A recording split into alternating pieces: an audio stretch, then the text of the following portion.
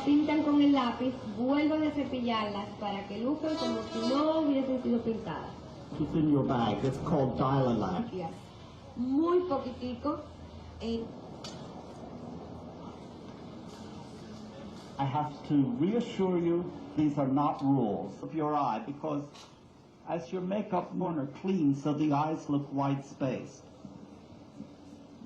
Durante los... It makes the nose look straight, it makes the face look symmetric.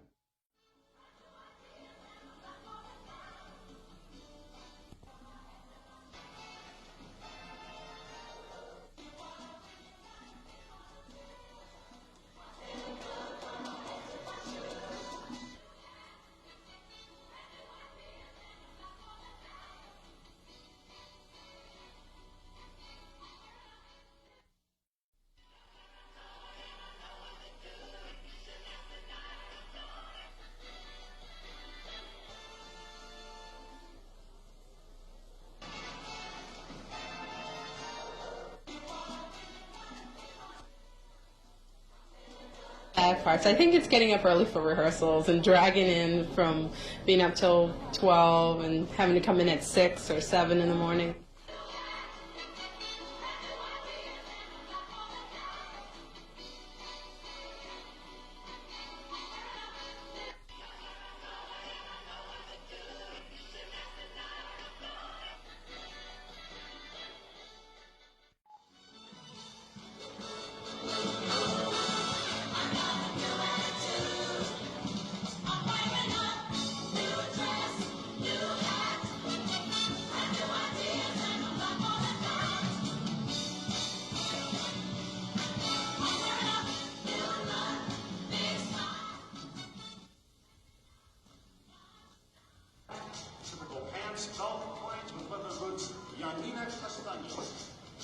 Good evening, and this is Miss Belgium, Anne Vanderbilt.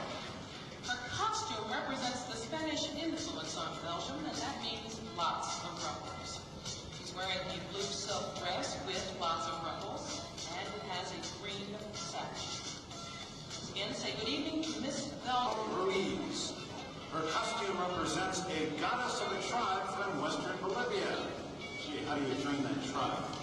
Lame embroidered dress is made with silver spangles in the plumage of peacocks. Gabriela Orozco Ruiz, very beautiful Miss Bolivia.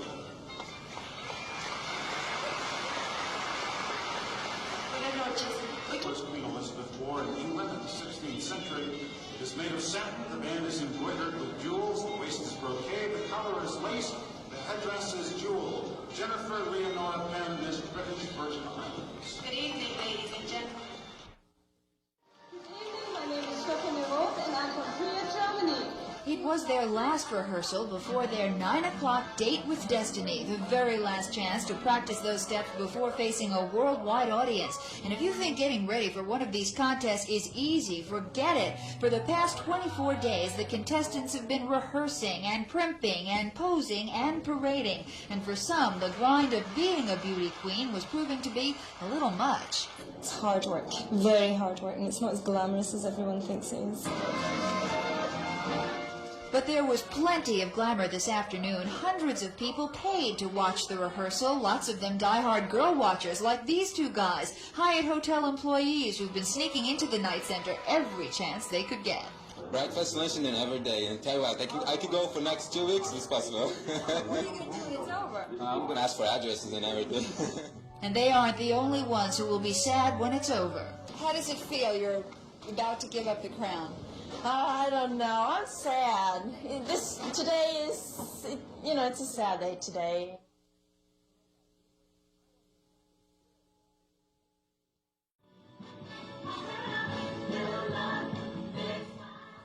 More than 80 delegates from all over the globe donned their native costumes for a rehearsal.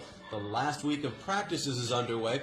Tonight, these young ladies, ranging in age from 17 to 24, will be showing off their native garb for the first time in front of a team of judges. Opening ceremonies tonight, each contestant vying for the right to wear the best national costume, and they spared no expense. This costume is a fantasy of a typical dress of a folkloric dance, the San Juanero, which is used to dance the bambuco. It's a folkloric dance in our country. For Miss USA, Laura Martinez Herring, the choice was obvious. Western wear for the young cowgirl from El Paso, Texas, who not only is the local favorite, but also must act as an informal hostess for all the other contestants. It's nice for people to be asking me, why do you eat like this, or what happens here? They ask about the country, which is wonderful. It really is nice to help everyone.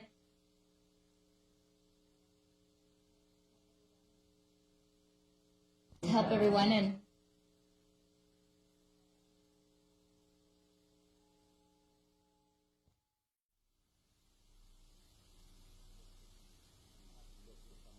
we have to look for someone who encompasses a great deal of talent. And I think what we probably all saw yesterday, there were girls on the stage who have the charisma. We're going to find out the ones who will actually present themselves well in a good personal interview. And they may not be the same person. The person that we may all now be thinking about, or the people that we think now at this point in the competition are going to be the winners, may prove not to be so when we actually get them into another room.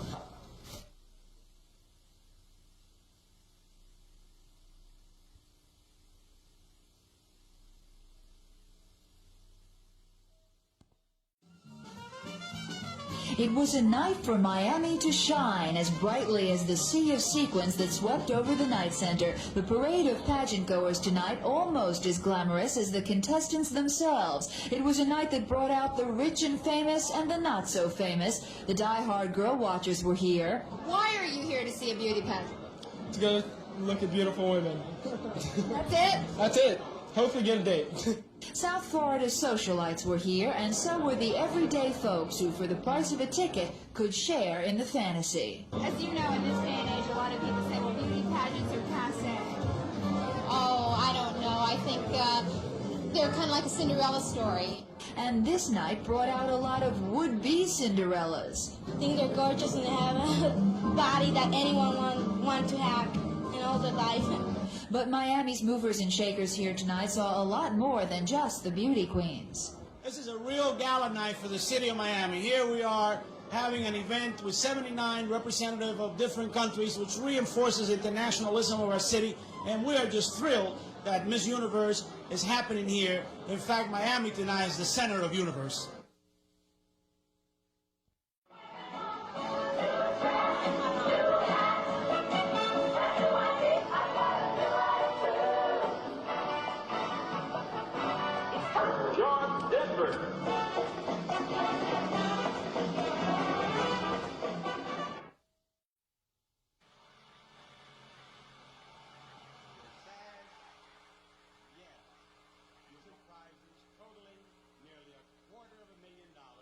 Yo, hey, Ponce.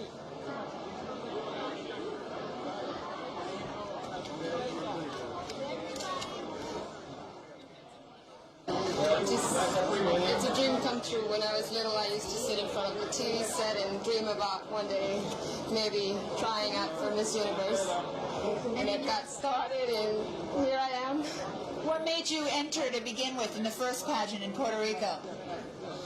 I don't know, I guess I wanted to try out and start experimenting on a dream that I had. It's amazing. All of us dream about being Miss Universe, but it's happened to you. Oh, it's really amazing, it is.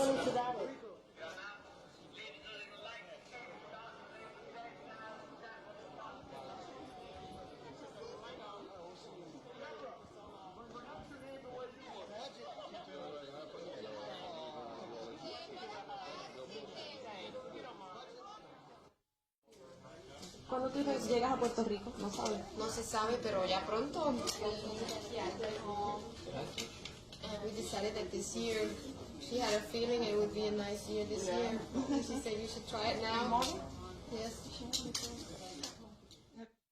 They crowned her last night, and this morning, Deborah Carty-Dew was waiting for me in her hotel room at the Hyatt. This is Miss Universe's bedroom. She invited me for breakfast this morning. Yeah, me and 3 zillion others. I thought this would just be a cozy twosome. Instead, breakfast in bed turned into Miss Universe in bed and everybody else crouched down kneeling around her on the floor. But hey, for almost an hour, we got to watch her eat strawberries. And we listened closely as she complimented us. And I really love Miami and all the people. They were all very supportive to all the girls, and they really made these 3 weeks, besides all the work, very exciting. She barely even noticed me. Lunch would be different, though. She said it would be downstairs in the ballroom. There was an awful lot of food for just the two of us. A giant ice cube that looked like a bird. But I was ready for lunch with Miss Universe and 10 zillion others, like her fellow contestants, eating Eggs Benedict like they were Twinkies. But Deborah sat there, beautiful.